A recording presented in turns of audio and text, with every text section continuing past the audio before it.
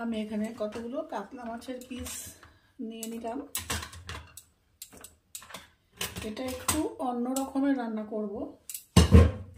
আচ্ছা, এবারে একটু ম্যারিনেট করব। এটাকে আগে আমি কিছুক্ষণের জন্য একটু ম্যারিনেট করে রাখবো। দেব লবণ, হলুদ, একটু লঙ্কা গুঁড়ো, আর দেবো কিছু 1 চামচ মতন সর্ষের তেল। এটা দিয়ে আমি ভালো করে এটাকে ম্যারিনেট করে মিনিট 2 রাখবো।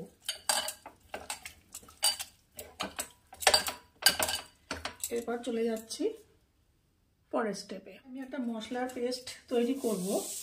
তার জন্য দিয়ে দেব 1 চামচ সর্ষে। সর্ষেটা আমি এখানে সাদা সর্ষে আর কালো সর্ষে আমি সবসময় মিশিয়ে রাখি বাড়িতে সবসময় ব্যবহারের জন্য। দিয়ে দিলাম সর্ষে। এরপরে দেব 1 চামচ আস্ত জিরে।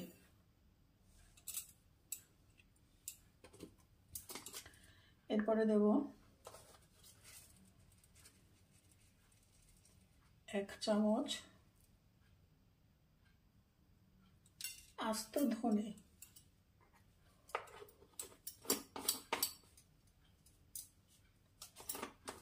ধনে আমি আস্ত ধনে আর 1 চামচ দিয়ে দিই। আর 1 চামচ লাগবে। এটা তো ছোট চামচ, মানে যেটা আমরা বড় চামচ টেবিল স্পুন, এটা কিন্তু টেবিল স্পুন এর থেকে ছোট। আচ্ছা, এবারে দিয়ে দেব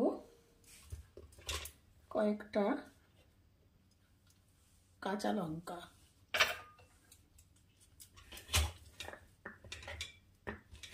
দেব রসুন, দেব আদা। এইগুলো আমি একসাথে মিক্সিতে পেস্ট করব। আপনারা ইচ্ছা করলে এখানে অর্ধেক কাঁচা লঙ্কা আর অর্ধেক গোলমরিচ দিতে পারেন।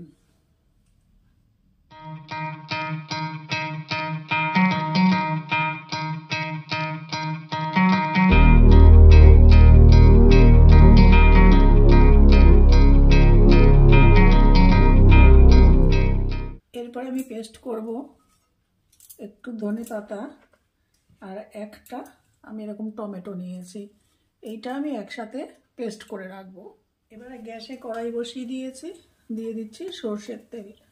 আমি এটা সর্ষের তেলে রান্না করব। আপনারা ইচ্ছা করলে এটা রিফাইন্ড তেলও ব্যবহার করতে পারেন। তেল গরম হয়ে গেছে, এবার আমি মাছগুলোকে ভেজে নেব।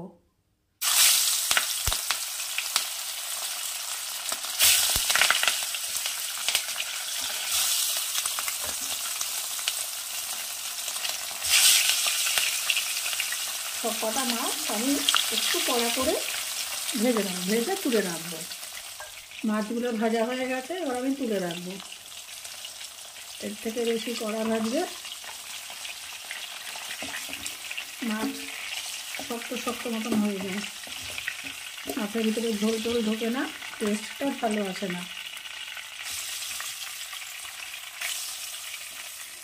এইবার এই তেলেই আমি এই যে আলুগুলো এরকম আমি লম্বা করে কেটে নিয়েছি, এই তেলেই আমি আলুগুলো ভেজে নেব।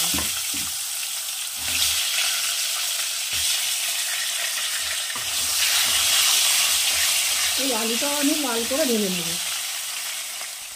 আলুগুলো ভাজা হয়ে গেছে, এবার আমি তুলে নেব।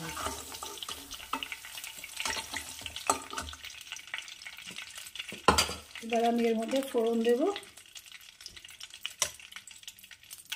2টো ছোট এলাচ দিলাম, একটা শুকনো লঙ্কা দিলাম, আর দেব একটু সামান্য পরিমাণে একটু সর্ষে।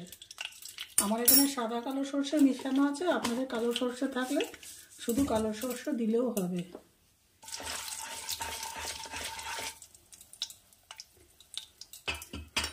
এবারে যে আমি পেস্ট তৈরি করেছিলাম আদা জিরে ধনে আস্ত ধনে তারপরে সর্ষে সেই পেস্টটা দিয়ে দেবো 2 চামচ।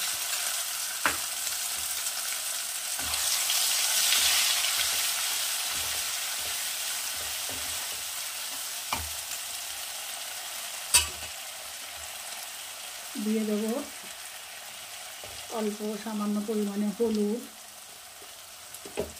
একটু নাড়িয়ে নেব। গ্যাসের ফ্লেম কিন্তু পুরোটাই এখন লো আছে। দিয়ে দেব লবণ।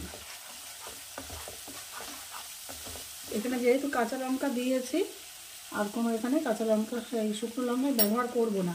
আপনারাও করবেন না, এটা শুকনো লঙ্কা ছাড়া কাঁচা লঙ্কাতেই ব্যবহার করবেন। বা যে ফোড়নে আমি শুকনো লঙ্কা দিয়েছি, আপনারা এখানে কাঁচা লঙ্কা ফোড়নও দিতে পারেন। এবার এটাকে একটু কষিয়ে নেব।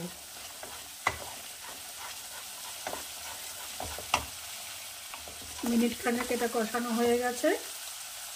এবারে আমি দিয়ে দেবো ধনে পাতা, টমেটো যে আমি পেস্ট করে রেখেছি একসাথে, সেটা দিয়ে দেবো। আপনারা ধনে পাতা টমেটো কিন্তু আলাদাভাবে পেস্ট করেও দিতে পারেন। আমি তাড়াতাড়ি হওয়ার জন্য, সময় বাঁচানোর জন্য ধনে পাতা টমেটোটা একসাথে পেস্ট করে দিয়েছি। আপনাদের হাতে সময় থাকলে আপনারা আলাদাও দিতে পারেন। এবার এটাকে একটু ভালো করে মিডিয়াম টু লো হিটে আমি এটাকে খুব ভালো করে কষিয়ে নেব।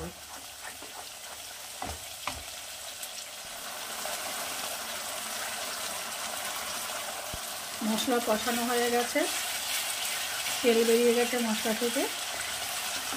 এবার দিয়ে দেবো ভেজে রাখা আলুগুলো।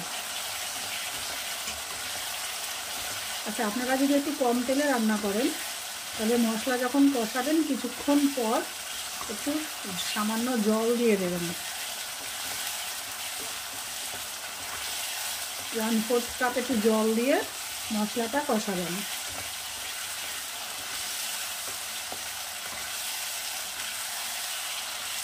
এবার এর মধ্যে আমি একটু আলুটা কষিয়ে নেব। আলুটা কষানো হয়ে গেছে। এবার দিয়ে দেবো পরিমাণ মতো জল। আপনারা যতটা ঝোল খেতে চান সেই অনুযায়ী জল দেবেন। একটু বেশি দেবেন, কেননা ঝোল ফুটলে একটু কমে যাবে ঝোল। ব্যাস, এবার এটা ফুটে উঠবে। তারপর আসছি পরের স্টেপে। ঝোল ফুটে উঠেছে। এবারে আমি দিয়ে দেবো ভাজা মাছগুলো।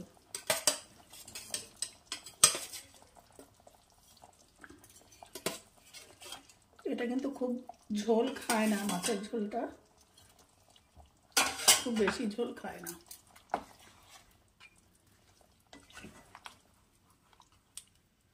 এবার গ্যাসের হিটটাকে আমি একটু হাই করে দেবো। এই সময় আপনারা লবণটা একটু চেক করে নেবেন, যে লবণটা আপনাদের স্বাদ অনুযায়ী আছে নাকি।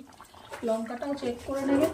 এখানে আমার লবণ লঙ্কা সবই ঠিক আছে। লঙ্কাটা মানে একটু অতিরিক্ত ঝালই হয়ে গেল, বুঝতে পারিনি লঙ্কাটা এত ঝাল বেশি। আচ্ছা, এবারে দিয়ে দিচ্ছি একটু চিনি। ব্যাস, এবার একটু হতে দেবো, এটা একটু ফুটে উঠুক।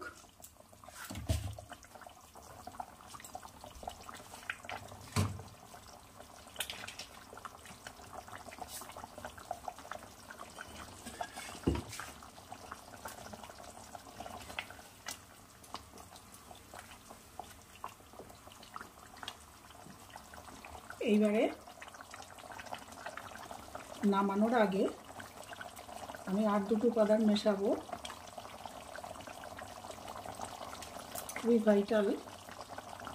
এবারে দিয়ে দেবো একটু গরম মশলা।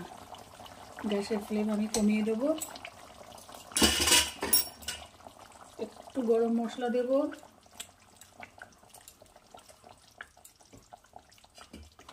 আর দেব সামান্য 1 চামচ মতো একটু কাঁচা সর্ষের তেল দিয়ে আমি এটাকে ঢেকে রেখে দেব।